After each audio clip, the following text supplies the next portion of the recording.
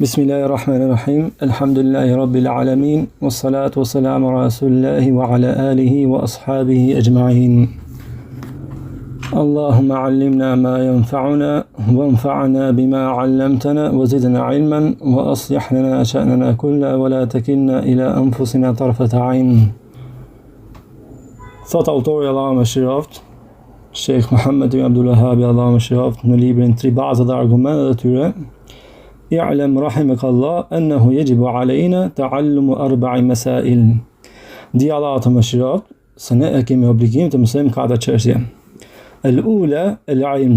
E para është dituria. Wa huwa ma'rifatullahi wa ma'rifatu nabiyhi wa ma'rifatu dinil islam bil adilla.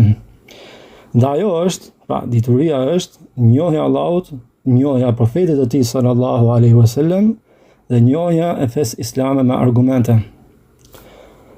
Në lidhje me fjalën e autorit Allahu më shiroft, ku ka thënë el-ula el-ilm, e para është dituria, herën që kaloj u ndalëm në dy çështje. Çështja e parë është se cila është dituria e cila është lavdruar në shariat. Çështja e dytë është ajo se cilat janë vlerat e kësaj diturie që kanë ardhur në shariat dhe cilat janë frytet apo rezultatet që sjell kjo dituri. Që të marrim një përgjigje ndaj çështjes së parë, fillimisht sqaruam se dija nga ana e temës së saj ndahet në dy kategori. Kategoria e parë e dijes është ajo që ka të bëjë me diturinë fetare. Kategoria e dytë është ajo dituri që ka lidhje me gjërat e dunjas. Thënë ndryshe, shkencat e dunjas. Më pas u sqarua se kategoria e dytë, e cila është dituria që ka lidhje me gjërat e kësaj bote, nga aspekti i gjykimit fetar në mësimin e shkencave të dunjas, ndahet në tri kategori. Kategoria e parë është ajo dituri apo ajo shkencë që është detyrë kolektive e muslimanëve që ta mësojnë. Dhe sqaruam se kjo është sipas disa dietarëve. Përndryshe, sikur se thashë më parë, Imam Ibn Qayyim al-Jawziyja është në kundërshtim me këtë kategori të parë, vonë që thuhet se ajo është detyrë kolektive, pra fard kifaj. E dyta, kategoria e dytë është ajo dituri apo ajo shkencë që në esencë apo në origjinë është e lejuar. Mirë po, me niyetin e mirë apo me qëllimin e mirë, kjo mund të shndrohet në mustahab, mund të shndrohet në të pëlqyer. Kjo dituri tham se përfshin shkencat që në origjinën e tyre janë të dobishme dhe të lejuara dhe në të cilat nuk kanë ndonjë ndalesë fetare. Kategoria e tretë e shkencave të dunjas janë shkencat e ndaluara, që janë haram, si mësimi i magjisë për shembull, i talismanëve dhe i mashtrimeve. Disa dietarë të tjerë, sikur se Sheikhu Themini Allahu më shiroft, shtojnë këtu një kategori tjetër, që ka të bëjë me ato shkencat e dunjas që as nuk të bëjnë dëm e as dobi. Shembull për të, sikur se jep Imam Ibn Qayyim al-Jawziyja në librin al-Fawaid, është njohja e numrave të maleve, ngjyrat e tyre, mallësitë e tyre. Dituria për ta, për njohjen e këtyre gjërave, nuk bën as dëm as dobi.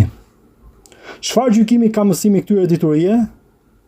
Gjykimi për të është se profeti sallallahu alaihi wasallam e ka lutur Allahun që ta mbrojë prej diturisë që nuk bën dobi.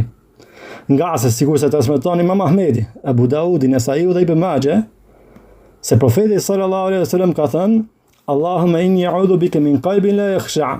O Allah, unë kërkoj mbrojtjen tënde nga një zemër që nuk friksohet, pa nuk përullet para teje. Wa min du'ain la yusma', dhe nga një lutje që nuk dëgjohet, pa nuk pranohet. Wa min nafsin la tashba', dhe nga një nefs që nuk ngopet, nuk naqet. Wa min na'imin la yanfa', dhe nga një dije që nuk sjell dobi. Wa a'udhu bika min ha'ula'i al-arba', dhe kërkoj mbrojtjen tënde nga këto katër gjëra. Në bazë të kësaj, njeriu nuk duhet të angazhohet me mësimin e tyre. Tani, pasi u sqaruan gjykimet e tyre, dolën në përgjigjen ndaj çështjes së parë, se cila është ajo dije për të cilën ka ardhur në Kur'an dhe në Sunet, lavdrimi i saj, nxitja për nxënien e saj dhe lavdrimi i njerëzve të saj. Dhe tham se përgjigja që nuk ka dyshim në të është se kur fjala dituri përmendet në mënyrë absolute, ajo që kihet për qëllim të është dituria fetare. Dhe si pasojë, kur dëgjojmë ajete apo hadithe ku lavdrohet në të dituria, nxitet për nxënien e saj dhe lavdrohen njerëzit e saj, për qëllim kje dituria fetare. Pra, këto tekste o vëllezër dhe të tjera të ngjashme me ta kanë për qëllim diturin fetare. Kanë për qëllim diturin sheriatike dhe jo diturit e tjera për shkencave të dunjas. Cili është argumenti për këtë? Argumentet janë të shumta, por unë ju përmenda një hadith që transmeton Imam Tirmidhiu dhe të cilin më gjërësisht inshallah do të shpjegohet sot. Zinxhiri të cilin disa dietarë kanë cilësuar si hasan, pra të mirë, se profeti sallallahu alaihi wasallam ka thënë: "Innal ulama warathatul anbiya." Me të vërtet, dietarët janë trishkrimtarët e profetëve. Innal anbiya lam yuwarrithu dinaran wala dirhaman. Me të vërtet, profetët nuk lanë trashëgimi as dinar as dirham. Innama warathu al-ilm. Por lanë trashëgimi vetëm dijen. Faman akhadha bihi akhadha bi hadhin wafir. Prandaj, kush e merr atë ka marrë një pjesë të boshme. Si nxirret argumenti nga ky hadith? Argumenti nga ky hadith nxirret duke thënë se te profetët alayhimu salatu wassalam nuk i lanë umetit trashëgimi shkencët e dunjas, por lanë trashëgimi vetëm diturin fetare. Andaj, ajo që kihet për qëllim me diturin në tekstet e Kur'anit dhe Sunetit është dituria fetare. Sheikh Ibn Uthaymin, Allahu më shëroft, ka thënë në lidhje me të në librin El-Ilm, në faqen 11, thotë: "Wa min al-ma'lum an alladhi warathahu al-anbiya inma huwa 'ilmu shari'ati Allahi 'azza wa jall." Dije thot se ajo që trashëguan profetët është vetëm dija e shariatit të Allahut të plotfuqishëm, wa laysa ghayruhu, ajo ndonjë dije tjetër. Al-anbiya alayhimu salatu wassalam ma warathu lin-nasi 'ilma as-sina'at wa ma yata'allaqu biha. Profetët, paqja dhe lavdrimi Allahut qoftë me ta, nuk u lanë njerëzve trashëgimi dijen e zanateve apo profesioneve të dunjas, dhe as atë që lidhet me to. Mbaron këtu fjala e Sheikhut Uthaymeenit, Allahu më shëroft. Kjo pra ishte sqarimi në lidhje me çështjen e parë, se cila është dituria e cila është lavdruar në shariat. Sa për çështjen e dytë, që ka të bëjë me atë se cilat janë vlerat e kësaj diturie që kanë ardhur në shariat dhe cilat janë frytet apo rezultatet që sjell kjo dituri, për të kemi dhënë disa argumente nga Kur'ani dhe premtuam se herën tjetër inshallah do të sillen argumente nga Suneti, profetit sallallahu alaihi wasallam. Dhe ja ku jemi tash në prag të paraqitjes së këtyre argumente nga Suneti i profetit sallallahu alaihi wasallam. Andaj edhe them, argumentet nga Suneti o vëllezër që sqarojnë vlerën e diturisë dhe të përvetësuesve të saj janë të shumtë. Këtu po ju përcjell një hadith që tregon vlerën e diturisë, është hadithi që kemi cituar më parë një pjesë prej tij. Hadith që ka transmetuar Imam Ahmedi, Abu Daudi, Tirmidhiu, Ibn Majah, Ibn Hibban dhe Darimiu. Ndërsa teksti që do ju përcjell inshallah është nga Tirmidhiu. Me një transmetim hasan, sikur se ju përmenda më parë, nga Kathir ibn Qais se ka thënë.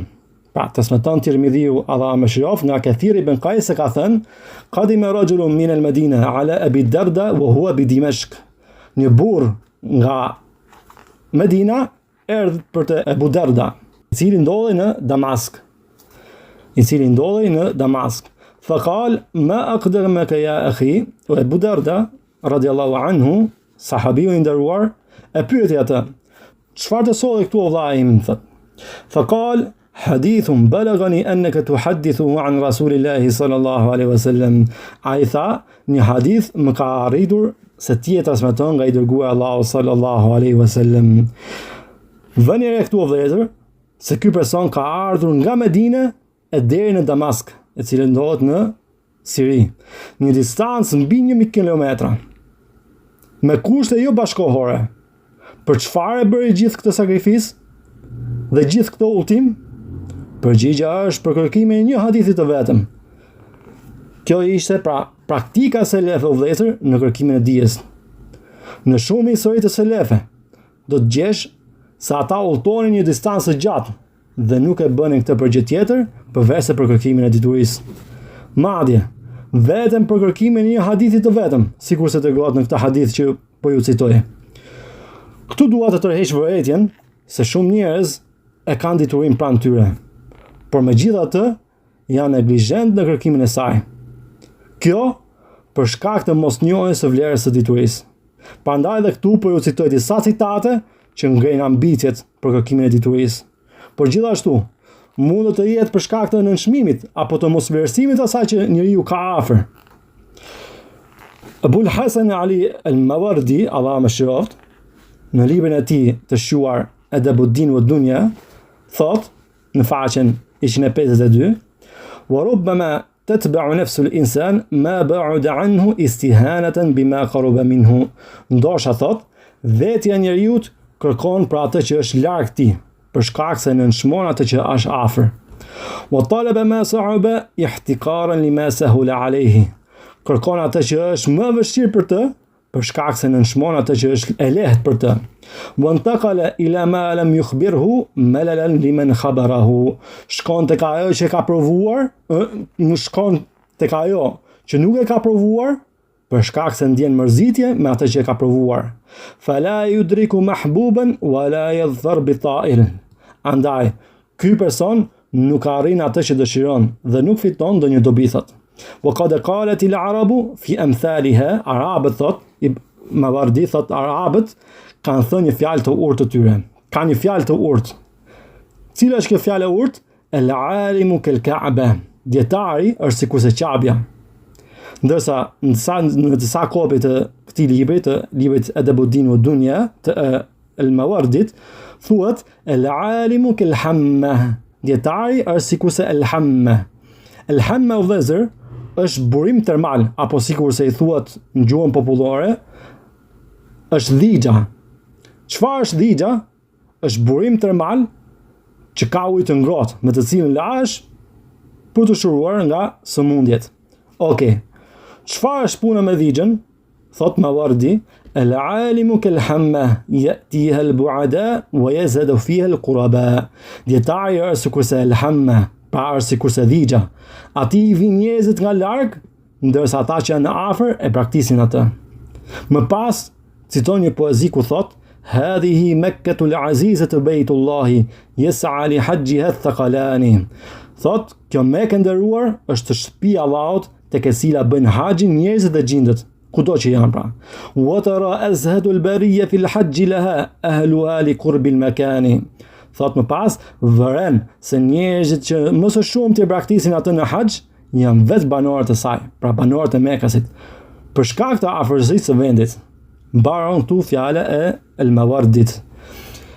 Të vërtetën ka thënë El-Mawardi, Allahu më shëroft, një gjë të tillë kam vërejtur kur kam qenë student në Medinë.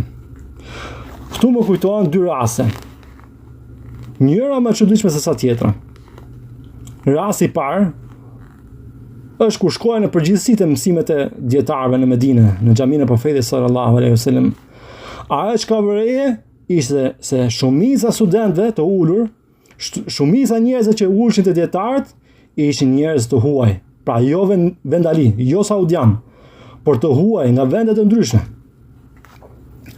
Rasti i dytë, që është akoma më i çuditshëm se sa i pari, është rasti kur kam shkuar për herë të parë në Mekë.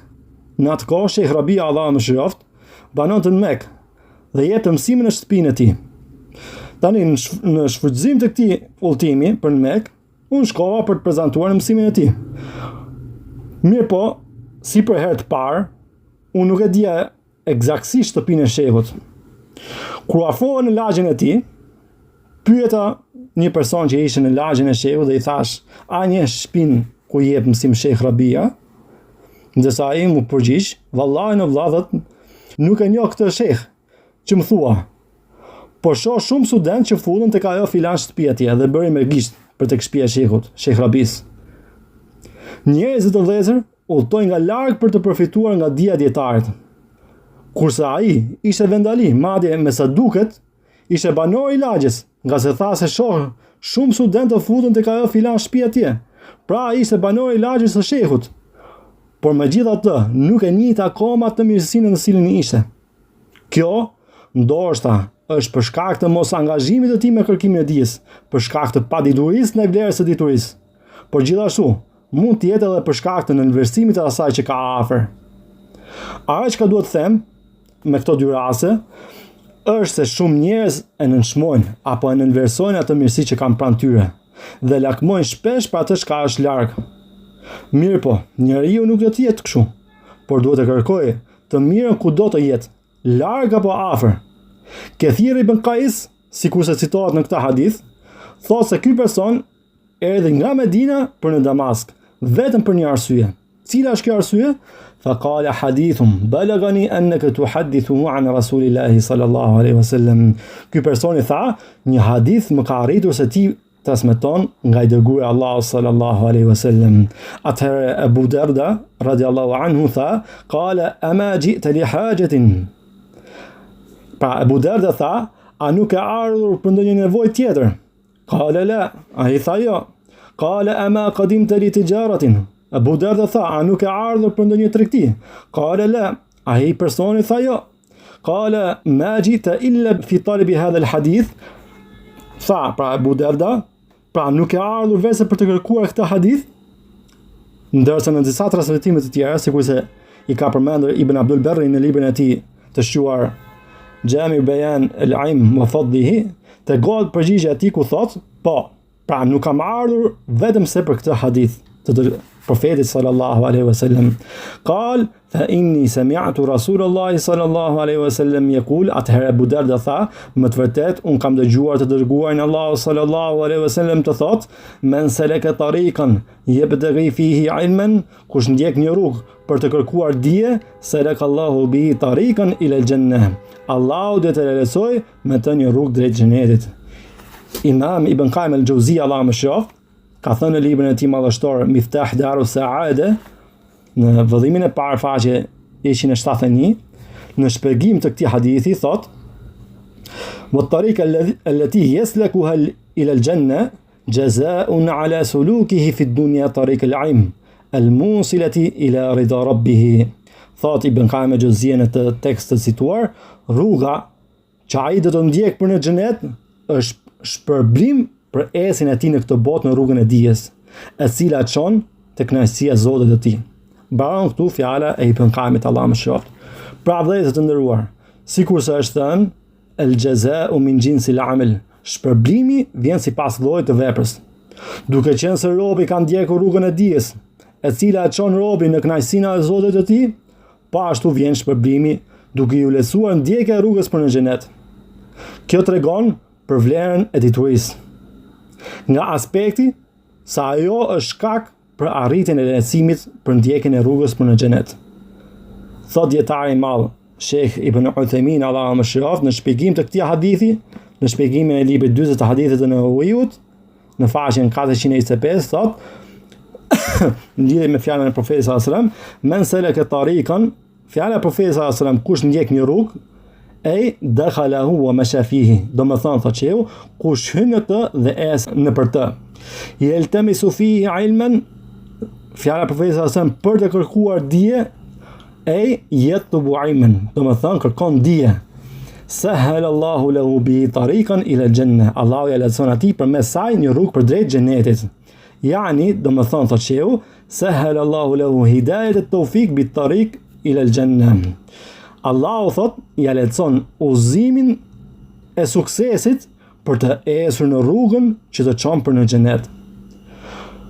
Çfarë synohet me fjalën dituri këtu? Dituri fetare apo dituria e dynjas, pra shkenca e dynjas? Thot Sheikhu Allahu mëshiroft në vazhdim të fjalës së mëparshme, wal muradu bil ilm huna ilmu sharia. Me dituri këtu synohet dituria e shariatit. وما يسانده من علوم العربية والتاريخ وما أشبه ذلك, si dhe shkencët që mbështesin atë si kurse gjuha arabe për shembull, historia dhe të ngjashme me to.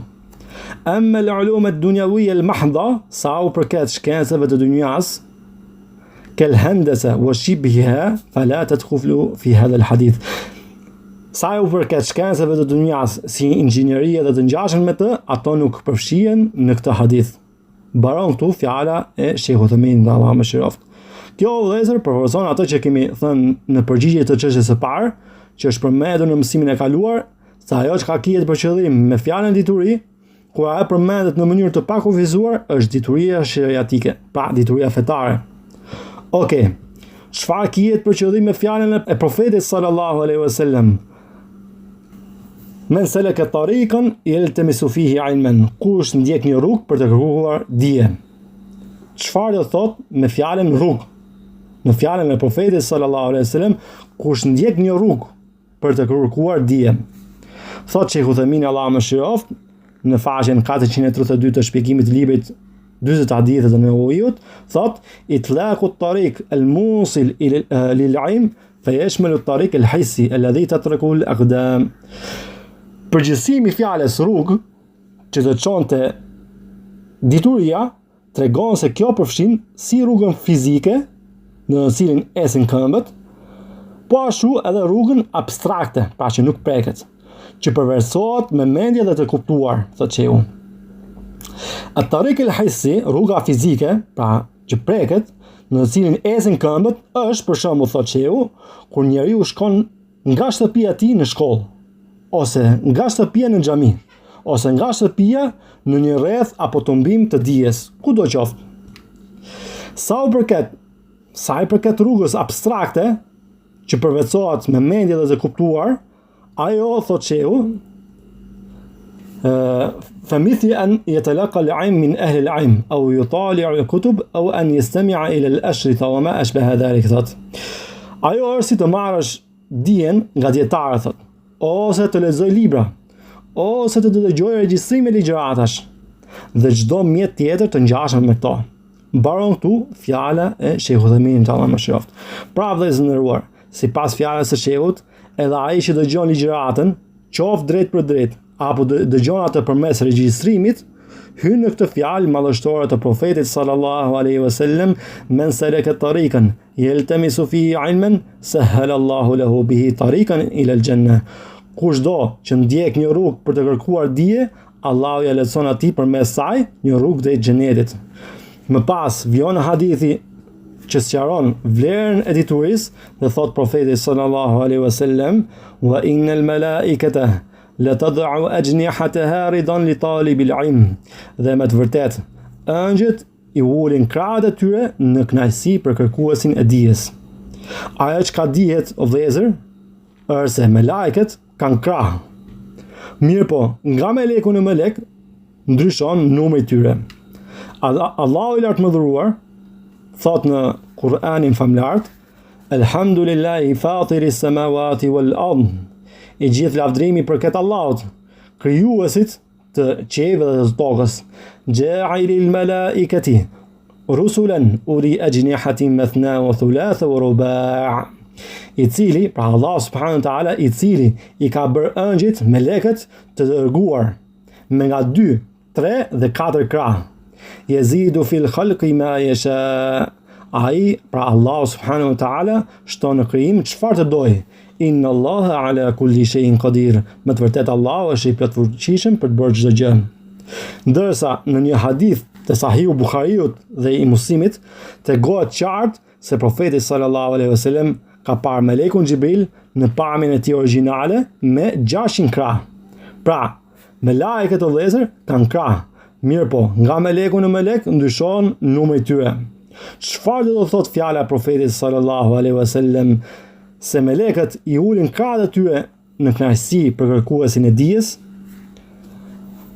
Dietari i madh Imam Ibn Qudam al-Maqdisi Allahu mëshiroft thot në librin e tij Mukhtasar Minhajul Qasidin faqen 13, thot qala al-Khattabi ka thënë fi ma'ni wad'iha ajnihatiha 3 aqwal. Lidhur me kuptimin e fjalës se ëngjët i ulin krahët e tyre janë përmendur 3 mendime. Kanë dietarët lidhje me këtë hadith kanë 3 mendime, 3 interpretime. Ahaduha, mendimi i parë, annahu bastul ajniha, se kjo do të thotë shtrija e krahëve të tyre, se me lajket i shtrin krahët e tyre. E thani, mendimi i dytë, annahu bi ma'na at-tawadu' li talib al-ilm, se është në kuptimin e përuljes dhe nderimit ndaj kërkuesit të dijes. E thalithu, anna al-murad bihi an-nuzul 'inda majalis al-ilm wa tark at-tayran. Mendimi i tretë është se me këtë synohet zbritja e ëngjëve në tumbimet e dijes dhe lënia e fluturimit për të marrë pjesë në ato me xhlise. Mbaron këtu fjala e Ibn Qudamit Allahu mëshiroft. Them Imam Ibn Abdul Barr Allahu mëshiroft ka përmendur edhe një mendim tjetër në librin e tij Jami'u Bayan al-Ilm wa Fadlihi. Në vëdhimin e parë, faqe 179, pasi tregon këtë hadith me zinxhire të shumta, dhe pasi tregon një tjetër hadith, thot, qala Abu Umer ka thënë, domethënë vet Ibn Abdul Berri, Allahu më shoft. Kur Ibn Abdul Berri thot në librin e tij qala Abu Umer ka thënë, ai ka për qëllim veten e tij. Kjo është sikur se po thot, them. Pra ai thot, Ibn Abdul Berri thot, Abu Umeri ka thënë. Pra vetë Ibn Abdul Berri. As-salatu huna ad-du'a wal-istighfar. Fjala salat këtu në këtë hadith do të thot lutje dhe kërkim falje. Wa huwa bi ma'na qawli al-malaika tad'u ajnihatiha ay tad'u wallahu a'lam. Kjo është në të njëjtin kuptim si hadithi që thot se ëngjëjt i shtrin krahët e tyre, pra për kërkuesin e dijes. Çfarë do të thotë kjo se melekët i shtrin krahët? Ay tad'u, do të thonë luten për të, luten për kërkuesin e dijes. Wallahu a'lam, Allahu di më së miri. Mbaron këtu fjala e Imam Ibn Abdul Berrit, Allahu më shëroft. Pra, ashtu sikur se biri i Ademit kur lutet i ngret duart për të lutur, mënyra e melekut për të lutur për kërkuesin e dijes është duke shtrirë krahët e tij në vend të duarve. Kështu e shpjegon Ibn Abdul Berri, Allahu më shëroft, në një vend tjetër ka ky libër duke u atribuar këtë njërit për dietarët e hershëm. Sidoqoftë mendimi i saktë për këtyre mendimeve, kjo vëllezër tregon për vlerën e kërkimit të dijes.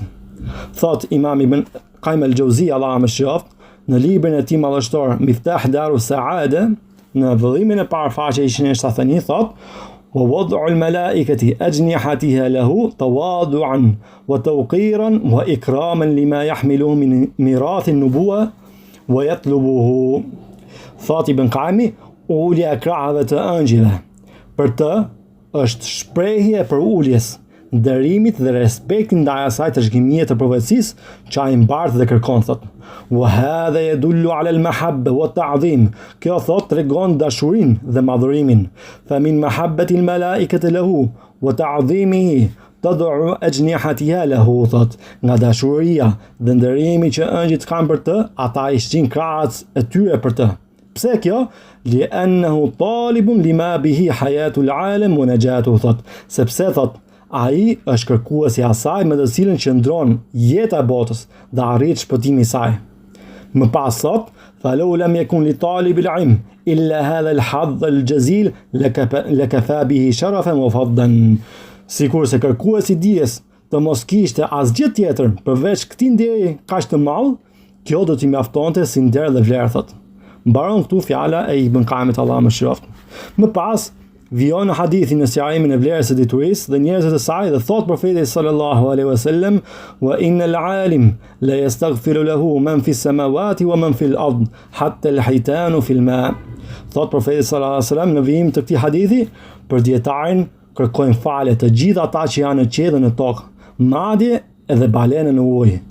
Thot Imam Ibn Qayyim al-Jawziyja, Allahu më shëroft, në librin e tij Miftah Darus Saada, në vëllimin e parë faqe 174, thot, fa innahu lamma kana al-alimu sababan fi husul al-ilm alladhi bihi najatu nufus min anwa' al-halakat, thot, me që dietari është shkakur për arritjen e dijes, me anë të së cilës, kësaj diturie, me anë të së cilës shpirtat shpëtojnë nga llojet e ndryshme të shkatrimit, wa kana sa'yuhu maqsurun ala hadha, dhe përpjekja e tij është përqendruar pikërisht për këtë, wa kanat najatu al-ibad ala yadayhi, ndërsa shpëtimi i njerëzve realizohet nëpërmjet tij, pra nëpërmjet diturisë, gjuzje min gjinsi amalihi, thot, ai shpërblet me një shpërbim të së njëjtës natyrës si vepra e tij. Wa ju'ila man fi samawati wal ard sa'iyan fi najatihi min asbab al-halakat bi istighfarihim lahu. Prandaj ata që janë në qiell dhe në tokë bëhen shkak për shpëtimin e tij nga shkaqjet e shkatrimit, duke kërkuar falje për të. Mbaron këtu fjala e Ibn Qayyimit.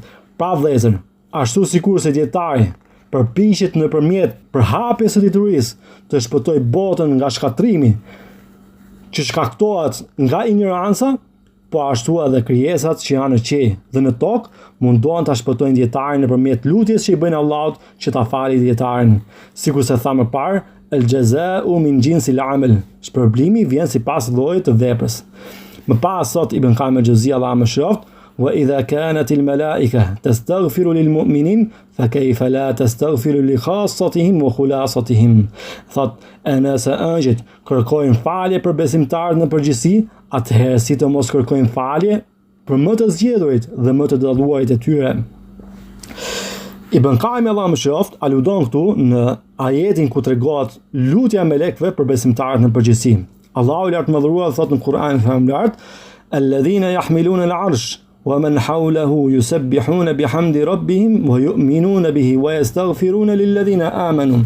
Ata, pra ëngjëjt melekët, që mbartin arshin dhe ata që janë përreth tij, i bëjnë tasbih Zotit e tyre, duke lavdruar atë, i besojnë atij dhe i lutën atij t'i fal ata që besuan, duke thënë: "Rabbana wasi'ta kulla shay'in rahmatan wa 'ilma."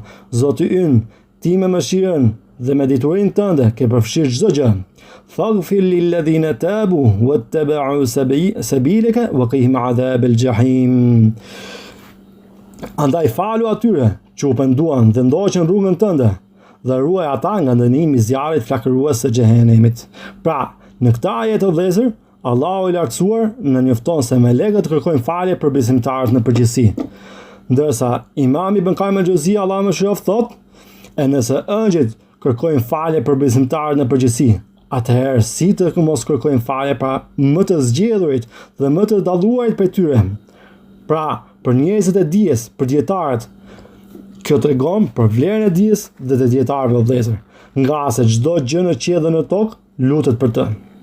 Gjithashtu o vëllezër, këtu dua t'ju rikujtoj një lutje që besimtari bën sa herë që përmendet emri i një dietari. Sa herë që përmendim emrin e një dietari, ne themi Allahu më shëroft. Pse kjo? Çfarë tha Imam Ibn Qayyim al-Jawziyya Allahu më shëroft në fjalën që u përsolla më parë? Ai thot, me që dietari është shkaku për arritjen e dijes, me anë të së cilës shpirtat shpëtojnë nga llojet e ndryshme të shkatrimit dhe përpjekja e tij është e përqendruar pikërisht për këtë, ndërsa shpëtimi i njerëzve realizohet nëpërmjet tij, ai shpërblet me një shpërbim të së njëjtës natyre si vepra e tij. Prandaj, ata që janë në qiell dhe në tokë bëhen shkak për shpëtimin e tij nga shkaqjet e shkatrimit, duke kërkuar falje për të. Prandaj o vëllezër, sa herë që përmendet dietari ne themi Allahu më shëroft. Pse kjo? Si shpërblim i njëjtë me veprën e tij. Dietari është munduar në shpëtimin e njerëzve me përhapjen e diturisë, që mos të shkatrohen nga sëmundja e ignorancës.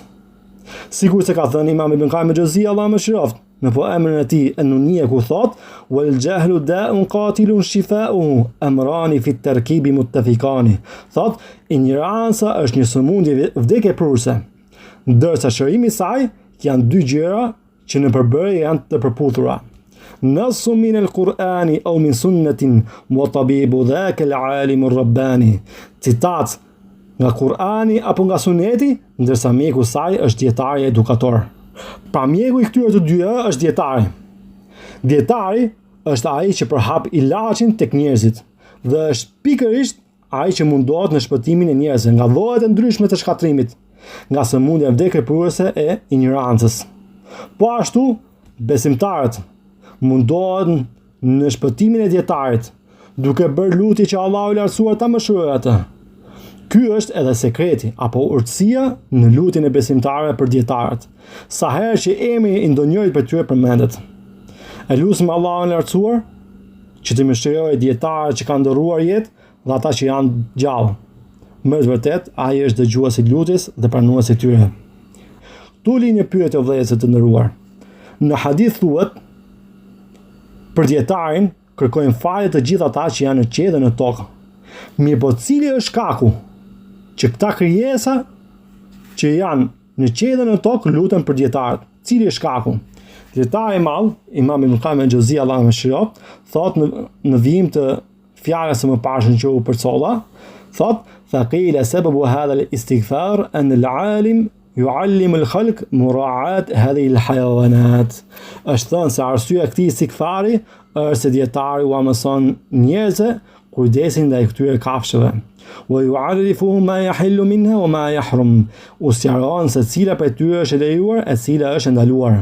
Wa yu'arrifuhum kayfiyat tanawuliha wa istikhdamiha wa rukubiha wal intifa biha wa kayfiyat dhabhiha ala ahsan al-wujuh wa arfaqiha bil hayawan. Thot, u mëson mënyrën e përdorimit të tyre, të shfrytëzimit, të hipjes mbi to dhe të përfitimit prej tyre, si dhe mënyrën e therrjes së tyre në formën më të mirë dhe më të butë ndaj kafshës.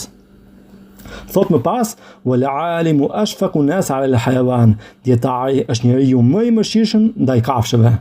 Wa aqwamuhum bi bayan ma khuliqa lahu. Thot, dhe ai që ua shpjegon më mirë njerëzve qëllimin për cilin ato janë krijuar.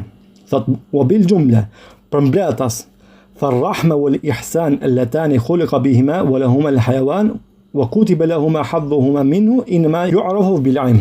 Përmbledhas, mëshira dhe mirësia për të cilat dhe më të cilat janë krijuar kafshët dhe që është caktuar pjesa tyre prej tyre, njihet vetëm nëpërmjet dijes, njihet vetëm nëpërmjet diturisë.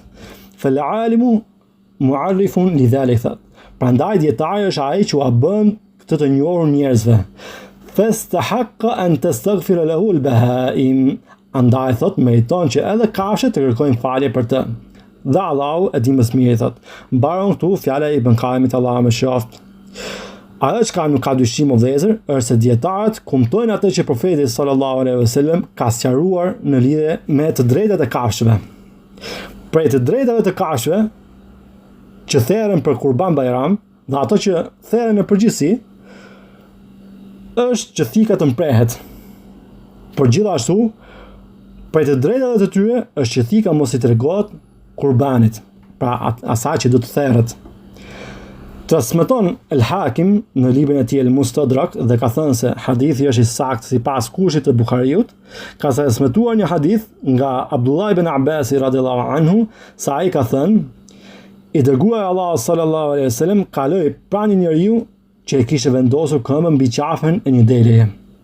Ndërkohë që po e shikonte thikën, pra delja po e shikonte thikën, duke mpreh ky. Dhe delja po e shikonte. Atëherë ai, pra profeti sallallahu alaihi wasallam tha: "Aturidu an tumitaha mautatayn?" Apo don ta ngordhësh atë dy herë? Domethënë, apo dëshiron që ajo ta përjetoj vdekjen apo ngordhen dy herë? Hal hadatta shafratak qabla an tudji'a? Pse nuk e mpreh thikën tënde para se ta shtrije, pra për therje, përpara se ta shikonte ajo? Pa gjithë kjo vëllezër tregon për vlerën e diturisë, dhe se kjo dobi e diturisë i kthehet në dobi edhe kafshëve. Gjithashtu, ky hadith tregon se dietari në shpërblim të përhapjes së diturisë dhe përfitimit të njerëzve prej saj dhe si pasojë përfitimit edhe të kafshëve, për to luten ato që janë në qiell dhe në tokë, si shpërblim ndaj bamirësisë së tyre në përhapjen e diturisë. Më pas vijon hadithin e sqarimit me vlerës së diturisë dhe thot profeti sallallahu alaihi wasallam: "Wa fadlu al-alim 'ala al-'abid ka fadli al-qamari 'ala sa'iri al-kawakib." Thot profeti sallallahu alaihi wasallam në këtë hadith, thot, vlera e dietarit ndaj adhuruesit është si vlera e hënës së plot ndaj të gjithë yjeve të tjerë. Thot Imam Ibn Qayyim al-Jawziyja, Allahu më shëroft, në librin e tij Miftahu Dar as-Saada, në vëllimin e parë faqe 174, thot: "Tashbihu mutabiqun li hal al-qamari wal-kawakib." Ky është një krahasim plotësisht i përshtatshëm me gjendjen e hënës dhe yjeve, thot. Fa inna al-qamar yudi'u al-afaq. Nga se hëna ndriçon horizonte, thot. Wa yamtaddu nuruhu fi aqtar al-alam, thot. Dhe drita e saj përhapet në të gjithë anët e botës, domethënë në të gjithë anët e tokës. Wa hadhihi halu al-alim, thot. E tillë është edhe gjendja e dietarit. Pra se dituria e tij përhapet anën mban botës. Wa amma al-kawkab fa nuruhu la yujawizu nafsahu, thot. Ndërsa ylli, drita e tij nuk shkon për te vetvetes ose rrethinës së afërt, thot. Kjo është gjendja e adhuruesit, drita e adhurimit të së cilit e ndriçon kryesisht atë vetë e jo të tjerët. Edhe nëse drita e adhurimit të tij arrin tek të tjerët, ajo nuk shtrihet larg. ashtu si drita e një ylli depërton vetëm pak përtej tij. Wa fi tashbih al-madhkur latifatun ukhra thot. Në këtë krahasim thot Imami Ibn Qayyim al-Juzeyyi, në këtë krahasim ka edhe një hollësi tjetër. Cila është kjo hollësi, cila është kjo dobi tjetër? Wa huwa anna al-jahl kal-layl fi dhulmatihi wa hindisihi thot. Se patituria, se ignoranca është si nata në errësirën dhe terrin e saj të dendur. Ndërsa dietarët dhe adhuruesit janë si hëna dhe yjet që shfaqen në atë errësirë. Wa fadlu nuri al-alim fiha ala nuri al-abid ka fadli nuri al-qamar ala al-kawakib. Mirë po thot, e përsia e dritës së dietarit ndaj dritës së adhuruesit është si e përsia e dritës së hënës ndaj dritës së yjeve. Wa aidan thot, po ashtu الدين قوامه وزينته وأمانته بعلمائه وعباده thot. Po ashtu thot, feja qëndron, zbukurohet dhe ruhet nëpërmjet dietarëve dhe adhuruesve të saj. فإذا ذهب علماؤه وعباده ذهب الدين thot. Kur humbin dietarët dhe adhuruesit, humbet edhe feja thot. كما أن السماء أمانتها وزينتها بقمرها وكواكبها. Ashtu si qielli e ka sigurinë dhe bukurinë e saj me hënën dhe yjet. فإذا خسف قمرها وانتثرت كواكبها أتاها ما توعد. Kur hëna ti errësohet dhe yjet shpërndahen, i vjen ajo që i është premtuar. Pra i vjen kiameti, sikur se është treguar në shumë ajete. Allahu i lartësuar thot në Kur'anin famlar, thot për gjendjen e hënës në ditën e kiametit: Bel yuridu al-insanu liyafjura amamahu. Por njeriu dëshiron të vazhdoj edhe më tej në mëkate thot. Yes'alu ayyana yawmul qiyamah. Andaj dhe pyet kur është dita e kiametit. Më pas Allahu i lartësuar përgjigjet ndaj kësaj pyetje dhe thot: Fa idha bariqa al-basar. Kur sytë të mërohen. Wa khasafa al-qamar. Dhe kur drita e hënës të humbi, të shuhet. Wa jumi'a ash-shamsu wal-qamar. Dhe kur dielli dhe hëna të bashkohen. Pra, në këto ajete tregohet se drita e hënës do të humbas në ditën e gjykimit. Gjithashtu, në një ajet tjetër thuhet për gjendjen e yjeve në ditën e kiametit. Thot Allahu i lartësuar në surën Al-Mursalat: Innama tu'aduna lawaqi'. Me të vërtet ajo që u është premtuar do të ndodhë patjetër.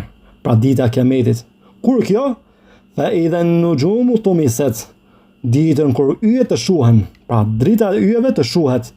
Pra në këto ajete o vëllezër tregohet qartë se drita e hënës dhe yjeve do të shuhet në ditën e kiametit. Prandaj dhe në këtë hadith dietarët dhe adhuruesit janë krahasuar me hënën dhe yjet. Ashtu sikur se prania e dietarëve dhe adhuruesve është siguria në vazhdimsinë e ekzistencës së kësaj bote, sikur se ka ardhur në hadithin e saktë, ku thot profeti sallallahu alaihi wasallam: La tazalu ta'ifa min ummati zahirina 'ala al-haq. Nuk do të rreshin se ekzistuar një grup prej umetit tim të dukshëm në të vërtet, të qëndrueshëm dhe të dukshëm në të vërtet. La yadurruhum man khadalahum. Nuk do të bëjë dëm ata që e praktisin dhe ata që nuk e ndihmojnë. Hatta ya'tiya amrullah. Derisa të vi urdhri i Allahut. Ndërsa në një transmetim tjetër thuhet: Hatta taqum as-sa'a.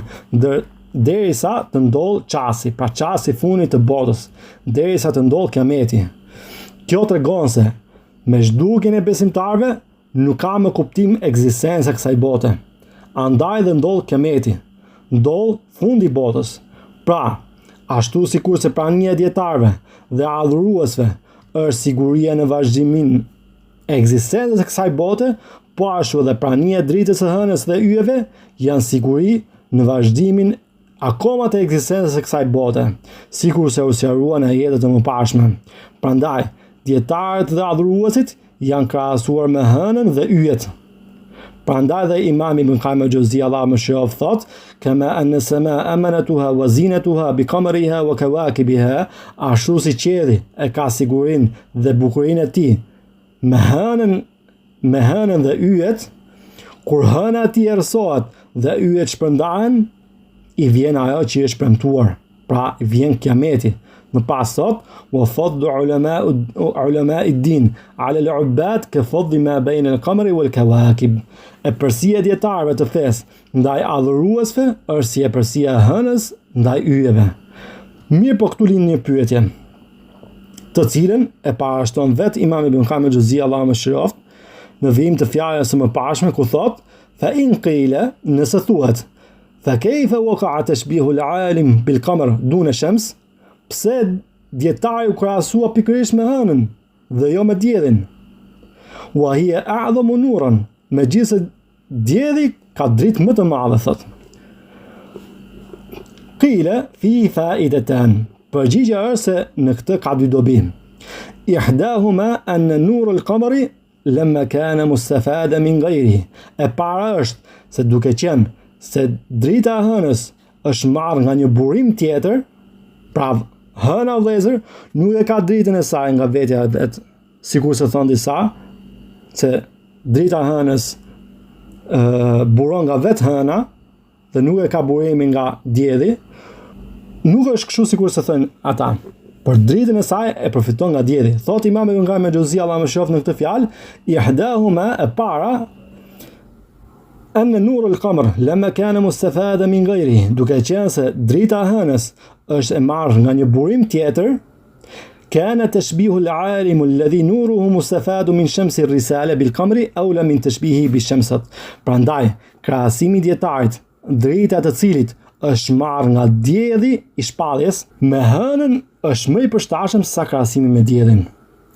Pra vëllezër, ashtu sikur se dietari e ka përfituar diturinë e tij nga drita e shpalljes, po ashtu edhe hëna e ka përfituar dritën e saj nga drita e diellit. Prandaj krahasimi i dietarit me hënën është më e përshtatshme se sa krahasimi me diellin. E dyta thot, e thania, an ash-shams la yakhtalifu haluha fi nuriha. E dyta thot, është se dielli nuk ndryshon në ndryshimin e tij. Nuk ndryshon në fazën e erësimit, ashtu sikur se hëna, ku në fund të muajit të kalendarit hënor zhduket drita e saj. Dhe dielli, thot Ibn Qayyim, nuk pëson ndryshimin në fuqinë e dritës. Ndërsa hëna herë shton herë e pakson dritën e saj, mbushet dhe zvoglohet. Pra, themi, hëna plot, gjysmë hëna, e tjerë me radhë. Kështu janë edhe dietarët me dijen e tyre. Ata janë në shkallë të ndryshëm, sipas bollogut dhe pakësisë së dijes, sipas qartësisë dhe fshehtësisë së saj. Njëri dietar është si hëna e plot në natën e 15, sipas kalendarit hënor, një tjetër është në shkallë më poshtë, si hëna e natës 14 ose të 13, e kështu me radhë deri në fund të shkallës së saj. Ata kanë gradë të ndryshme tek Allahu subhanahu wa ta'ala. Më pas thot Ibn Qayyim, fa in qila tashbihu al-ulama bin-nujum amru ma'lum, nëse thuhet krahasimi i dietarëve me yjet është diçka e njohur. Ke qawlihi sallallahu alaihi wasallam ashabika an-nujum, si në fjalën e profetit sallallahu alaihi wasallam, ashabika an-nujum, shokët e mi janë si yjet. Thot më pas, wa li hadha hiya fi ta'bir ar-ru'ya ibaratun 'an al-ulama. Për këtë arsye edhe në interpretimin thot të ëndrave, yjet simbolizojnë dietarët. Fa kayfa waqa'a tashbihum huna bil-qamar? Atëherë si ndodhi këtu sa ata u krahasuan me hënën? Pa në disa hadithe është krahasuar dietari me hënën, në disa hadithe është krahasuar me yllen. Pse ka ndodhur kjo gjë? Këto vëllezër e kemi dëgjuar edhe në mësimin e kaluar. Thot Ibn Qayyim al-Jauziyja, qila amma tashbihu al-ulama bin-nujum, përgjigja është sa i përket krahasimit të dietarëve me yjet, fali anna nujum yuhtada biha fi dhulumat al-barri wal-bahr. Kjo thot është sepse yjet shërbejnë si udhërrëfyes në errësirat e tokës dhe të detit. Wa kadhalika al-ulama, po kështu janë edhe dietarët, janë udhërrëfyes për njerëzimin, duke i udhëzuar njerëzit me diturinë e vërtetë. Wan nujum zinatun lis-sama, yjet thot janë soli e qiellit. Wa kadhalika al-ulama zinatun lil-ard, ashtu si dietarët janë soli e tokës. Wa yarjumu lish-shayatin, gjithashtu yjet janë mjet për të cilët shkëputën meteorët dhe me të cilët goditen shejtanët. Po ashtu janë edhe dietarët. Më pas citon fjalë të tjera, thot në fund fa hadha wajhu tashbihim bin nujum. Ky është pra kuptimi i krahasimit të tyre me yjet. Kjo vëllezër, sikur se ju kam thënë herën që kaloi, është refuzim ndaj Ikhwanit Mustafa Taniqi që thot se një futbollist që është i aftë të ndryshojë rrjedhën e ndeshjes është yll. Allahu i lartësuar thot: "Qul hatu burhanakum in kuntum sadiqin." Thuaj sidhni argumentet e juaja nëse jeni që thoni të vërtetën. Le të na tregoj ky Ikhwani në çfarë ngjason yjeve futbollisti në këto tre aspekte që përmendi Imam Ibn Qayyim el-Juzeyri, Allahu më shëroft. Po ai kurse sidh nuk mundet, nga se fjala e tij nuk është bazuar vetë në ignorancë. Thot Imam Ibn Qayyim el-Juzeyri, Allahu më shëroft, në vijim të fjalës së mëparshme, wa amma tashbihuhum bil qamar, ndërsa krahasimi i tyre me hënën, fa dhaka inma kana fi maqami tafdilihim ala ahli al-ibada al-mujarrada. Kjo është bërë në kontekstin e tregimit të epërsisë së tyre mbi ata që merren vetëm me adhurim. Dhe për të krahasuar gradën e tyre thot. Wal ma'na annahum yafdhuluna al-'ubbad alladhina laysu bi'ulama. Domethënia është se dietarët janë më të virtytshëm se adhuruesit që nuk kanë dije. Ashtu si hëna është më ndryshme dhe më e lartë se të gjithë yjet e tjera, pra në ndriçim. Fa kullu min at-tashbihayn la'iqun bi mawdi'ihi walhamdulillah.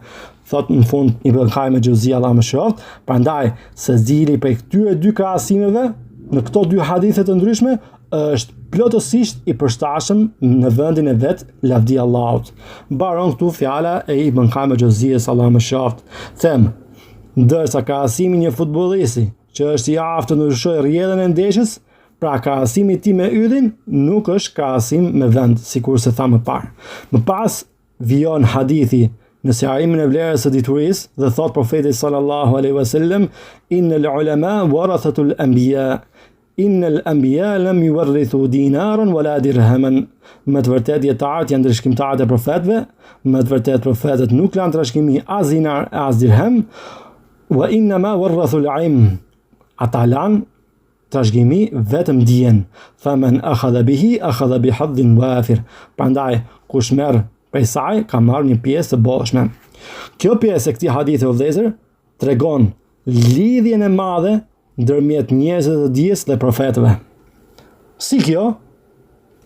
Dihet se njeriu trashëgon nga trashëgimlënsi për shkak të lidhjes familjare, për shkak të lidhjes së fortë të gjakut.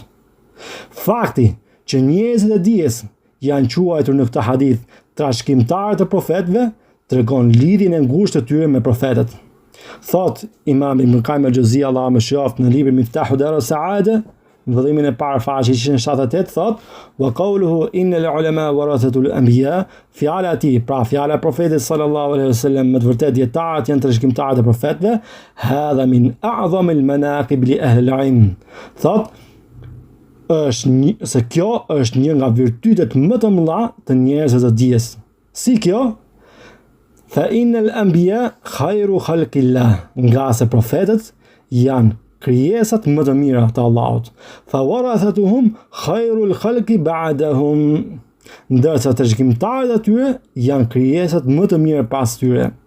Walamma kana kullu mawruthin yantaqilu mirathu ila warathatihi, me që çdo trashëgimi kalon te trashëgimtarët e saj, idhum alladhina yaqumuna maqamahum min ba'dihim, sepse ata janë ata që zën vendin e trashëgimlënësit pas tij thot, wa lam yakun ba'da ar-rusuli man yaqumu maqamahum fi tablighi ma ursilu bihi illa al-ulama.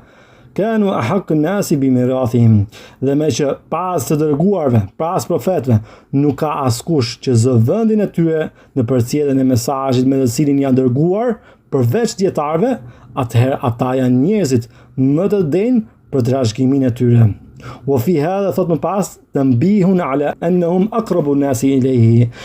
Në këtë ka një tregues se dietarët janë njerëzit më të afërt me profetët. Fa innal mirath, sepse trashëgimia thot inma yakunu li aqrabi an-nasi ila al-mawruth, sepse trashëgimia u takon vetëm atyre që janë më të afërt me trashëgimlënsin. Wa hadha kama annahu thabitun fi mirath ad-dinar wa ad-dirham. thot, kjo ashtu siç është e vërtet në trashëgimin e dinarit dhe dirhemit, pra në trashëgimin e parave, فَكَذَلِكَ هُوَ فِي مِيرَاثِ النُّبُوَّةِ, po kështu është në trashëgimin e profecisë. Wallahu yakhtassu bi rahmatihi man yasha. Allah thot, veçon me mëshirën e tij këtë doj. Baron këtu fjala e Ibn Qayyim el-Jauziyes, Allahu më shëroft. Gjithashtu, në lidhje me këtë pjesë të hadithit, është treguar më parë se kjo është argument se kur fjala dituri vjen në Kur'an dhe në Sunet në mënyrë të pakufizuar, ajo që kiet për qëllim me këtë dituri është dituria fetare dhe jo dituria e shkencave të dynjas, nga se profetët nuk kanë lënë trashëgimi diturinë e shkencave të dynjas, por kanë lënë trashëgimi diturinë fetare. Këto pra vëllezër ishin vlerat e diturisë, të nxjerra përmbledhasi nga ky hadith madhështor. Përndryshe, hadithet në vlerën e diturisë dhe të njerëzve të saj janë të shumtë. Nuk mundet i përmbledhen në një mësim të tillë. Sigur dituria mos të kishte vlerë tjetër, përveç faktit se besimtari nëpërmjet diturisë mbrohet me lejen e Allahut prej devijimit, atëherë kjo do t'i mjaftonte atij. Allahu lart mëdhëruar thot në Kur'anin e Madhënishëm: "Walaula fadlullahi alayka wa rahmatuhu lahammat ta'ifatun minhum an yudilluk." Thot Allahu subhanahu wa ta'ala në këtë ajet, e sigur të mos ishte dhuntia e Allahut dhe mëshira e tij ndaj teje o Muhammed, një grup prej tyre do të humbte ty. Kë profetin Muhammed sallallahu alaihi wasallam. Wa ma yudilluna illa anfusahum. Por ata nuk humbi tjetër pos vetes së tyre. Wa ma yadurrunaka min shay. Ty nuk mund të bëjnë asnjë dëm. Pse kjo? Thot Allahu subhanahu wa ta'ala më pas: "Wa anzala Allahu alayka al-kitaba wal hikmata wa 'allamaka ma lam takun ta'lam." Sepse Allahu të shpalli ty librin, pra Kur'anin, dhe hikmetin, pra sunetin, shpalljen e dytë. Wa 'allamaka ma lam takun ta'lam, dhe të mësoj çka nuk e dije. Wa kana fadlullahi alayka 'azima, dhuntia e Allahut ndaj teje është shumë e madhe. Gjithashtu vëllezër, sikur dituria mos të kishte vlerë tjetër, përveç faktit se besimtari nuk mundet të arrijë lumturinë përveç se nëpërmjet diturisë, nga se si mundet të arrijë lumturinë ai që nuk e din se çka është lumturia? Pra, sikur mos të ishte vetëm kjo vlerë për diturinë, sikur mos të ishte vetëm kjo vlerë për diturinë, atëherë kjo vlerë do t'i mjaftonte besimtarit për të qenë shtys për kërkimin e saj. Kjo vëllezër ishte përmbledhasi sqarimi i çështjes së dytë që dëshiroja të sqaroja në lidhje me fjalën e autorit Allahu më shëroft, ku ka thënë: "I'lam rahimakallah annahu yajibu alayna ta'allum arba'i masail." Di Allah të më shëroft se ne kemi obligim të mësojmë 4 çështje. El-ula el-ilm, e para është dituria. Çështja e parë është se cila është dituria e cila është lavduar në shariat. Kjo u sqarua dhe u tha se dituria që kiet për qëllim është dituria fetare. Çështja e dytë është ajo se cilat janë vlerat e kësaj diturie që kanë ardhur në shariat dhe cilat janë frytet apo rezultatet që sjell kjo dituri. Këto ajete dhe këto hadithe që u përmendën në mësimin e kaluar dhe në mësimin e sotshëm tregojnë disa nga këto vlerë, fryte dhe rezultate që sjell dituria. Ndërsa në mësimin e ardhshëm inshallah do të flitet për një çështje me rëndësi dhe pozitë të madhe në fenë islame. Kjo çështje ka të bëjë me diturinë, se cilat janë mjetet e diturisë dhe sqarimi i rëndësisë së madhe në përzgjedhjen e njerëzve për të cilët mësohet kjo dituri fetare. Për sot e mbyllim me kaq inshallah.